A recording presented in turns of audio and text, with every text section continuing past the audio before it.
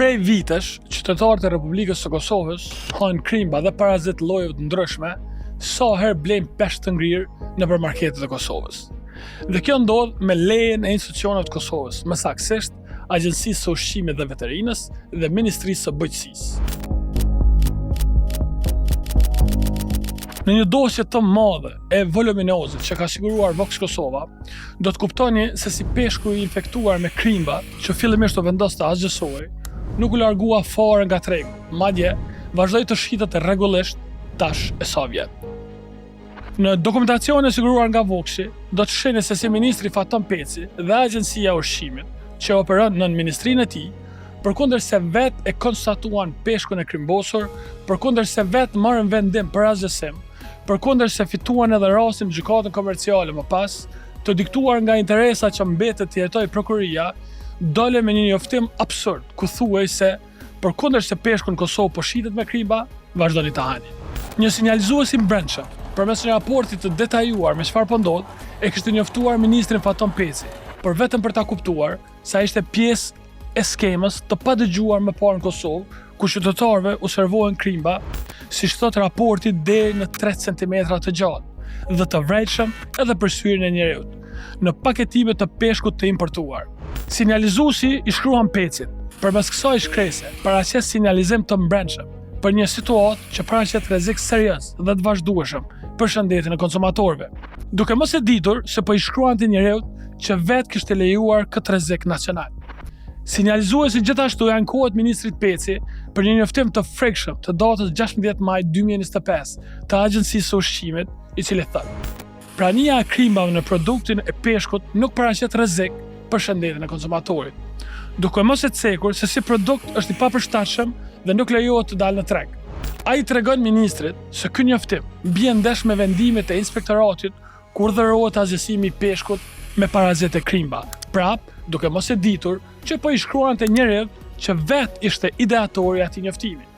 Historia fillon më 17 nëntor 2023, kur një qytetar ankohet në Agjencinë e Ushqimit dhe Veterinës pasi peshkun e ngrirë të llojit hake golden që e kishte blerë në marketin ProEx SHPK vërejnë një gjallësë në formë të krimbit, të cilat shihen edhe në foto që ja ka bashkangjitur ankesës.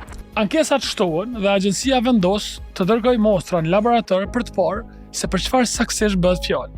Me furnitori i marketit, ishte kompania MC Food, bëhet kërkesë për marrjen e mostrave në depon e kompanisë për verifikim. Raporti i analizave vjen me rezultate tmerruese. Aty thuhet, janë gjetur parazit, krimba të rrumbullakt, nematod të llojit Anisakis simplex me madhësi 2 deri në 3 cm. Më pas fillon një inspektim i thellë tek të gjithë importuesit e peshkut në Kosovë.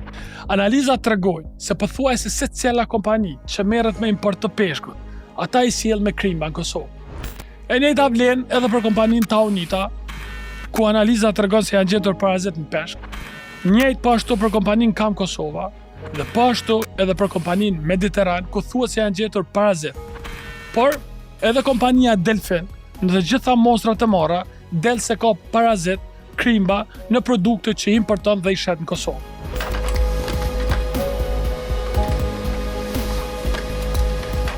Përfundimisht, raporti i analizave jep rezultatin e frikshëm. Në gjithsej 28 mostra të përbashkëta, të secilës dërgesë janë vërejtur me syrin e thjeshtë 3 deri në 10 parazit Anisakis, madhësia nga 1.7 deri në 3.1 cm, në forma të lavrave të stadeve të ndryshme. E frikshme apo jo? Jo, ky është veç fillimi. Çka ndodh më pas është krejtësisht shokuese. Derisa 2 furnitorë, MC Food dhe Mediteran, pranojnë të asgjësojnë sasitë e infektuara me krimba, një nga furnitorët më të mëdhenj Kosovë, Delfin, mostrat e cilit kishin dalë me krimba deri në 3 cm, refuzon të bëjë asgjësimin dhe ankohet. Me 8 mars 2024, agjencia merr vendim për të urdhëruar subjektin afares Delfin që më njëherë të ndërmarrë masa që produkti i peshkut të importuar për konsum publik, i cili ka rezultuar i papërshtatshëm, të ndalohet nga shitja dhe sasia të kthehet në depo, ose të kthehet në vendin e origjinës më pas, ose të bëhet asgjësimi brenda afatit jo më shumë se 60 ditë. Nuk ndodh asnjëra as tjetra. Kompania bën ankesë për rishqyrtim të vendimit, duke dashur të plasojë në treg produktin, edhe pse e pranon vetë se është me krimba, por argumentonin se s'ka rrezik.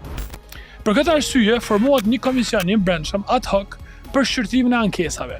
Komisioni thekson se në gjithë botën perëndimore, kur hasen krimba të tillë, parazit, anisakis, produktet tërhiqen nga tregu. Çështja diskutohet edhe me ekspertin italian Mario Massaro, veterinar zyrtar në Ministrinë e Shëndetësisë në Itali dhe ekspert i Komisionit Evropian për sistemin RASFF. Ai në letrën e tij shkruan: nëse produkti është në shitje tek konsumatori, prezenca e parazitëve e bën produktin të papërshtatshëm për konsumatorin. Madje shton, këto lloj peshqish me krimba përdoren për ushqim për kafsh. Komisioni i agjencisë jep 10 argumente pse është i rrezikshëm produkti me krimba dhe përfundimisht vendos të mbetet në fuqi vendimi fillestar. Produktet të agjesohen e të mos kthehen në qarkullim.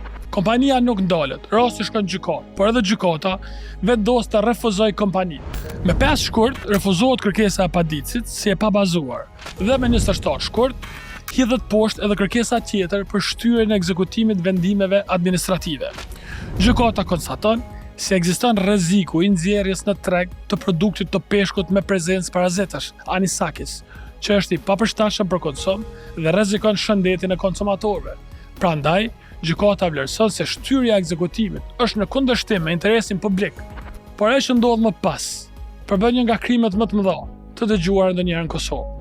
Përfundimisht, kompania Delfin nuk e bën fare azësimin përkundër vendimit të gjykatës, sepse me një njoftim totalisht befasishëm dhe kundër vendimet veta e gjykatës, Agjencia e Ushqimit dhe Veterinës del me një njoftim publik ku shkruan: peshku në tregun e Kosovës është i sigurt për konsum. Njoftimi, qëllimisht i koklavitur, thot pak a shumë se po, peshqit janë me krimba, por hani edhe krimbat bashkë me peshqi. Dhe më poshtë bën një përshkrim ku shpjegohen metoda për vrasjen e fazave të lavrave tek parazitët. Madje aty ka edhe përshkrime të tilla skandaloze, sikur rreshti ku thuhet se është vlerësuar se një fileto me trashësi 3 cm duhet të nxehet për 10 minuta për të siguruar që lavrat anisakis të shkatrohen. Pra, derisa vetë Agjencia e Ushqimit kishte marrë vendim për azhësim, derisa vetë kishte formuar një grup ad hoc që rikonfirmon të vendimin fillestar, kishte marrë mendimin edhe të ekspertëve italian e të shteteve tjera dhe kishte edhe vendimin të gjykatës që këto produkte duhet largohen. Tash, kundërshtim me gjitha këto, del me njoftim se peshqit me krimba mund të blihen e mund të hahen në Kosovë. Për gjitha këto, ka qenë në deni e informuar ministri Faton Peci përmes sinjalizuesit, por ati as i bënte.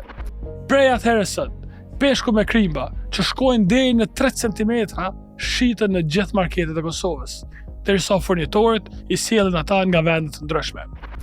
Një popull i tërë ha krimba rregullisht, derisa qeveria e di dhe e lejon, përkundër vendimeve të institucioneve të veta e gjykatave të Kosovës. Në rast si ky, ku rrezikohet e gjithë popullsia e një shteti, nuk është dëgjuar historinë e pastusës Kosovë. Fëmijë të rritur e pleq han krimba me peshqi e peshqi me krimba, për interesat kompanive private e me lejen e plot dhe bashkëpjesëmarrjen e ministrit skandaloz Faton Peci.